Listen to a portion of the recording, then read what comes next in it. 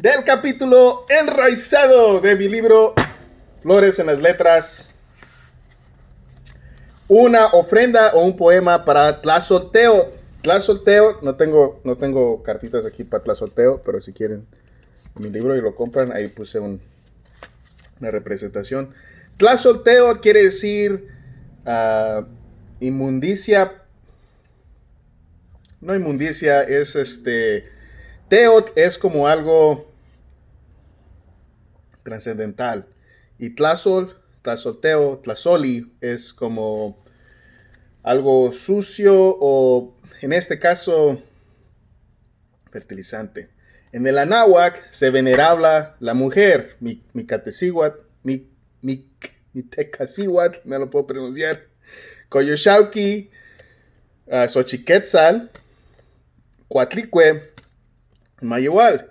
Pero cuando llegó el cristianismo y el catolicismo, pues todos esos camaradas pues se enfocaban más en venerar al hombre. Entonces, pero de este lado, si querían mantener su religión circulando, tenían que transformar e introducir a las vírgenes, porque pues aquí los antiguos mexicanos y los anahuacas pues respetaban a la mujer, porque el ser humano viene del vientre de una mujer. Hoy puede ser el Día Internacional de las Mujeres. So, aquí va un poema para Tlazolteo y todas las mujeres que se identifiquen.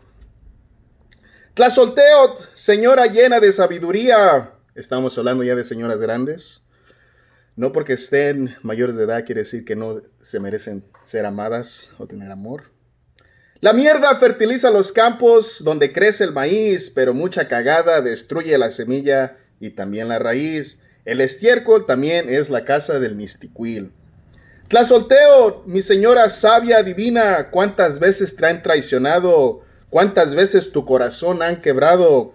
Pero en tu corazón rencor no has acumulado. Gracias por tu amor incondicional. Gracias por ayudarme a este corazón purificar.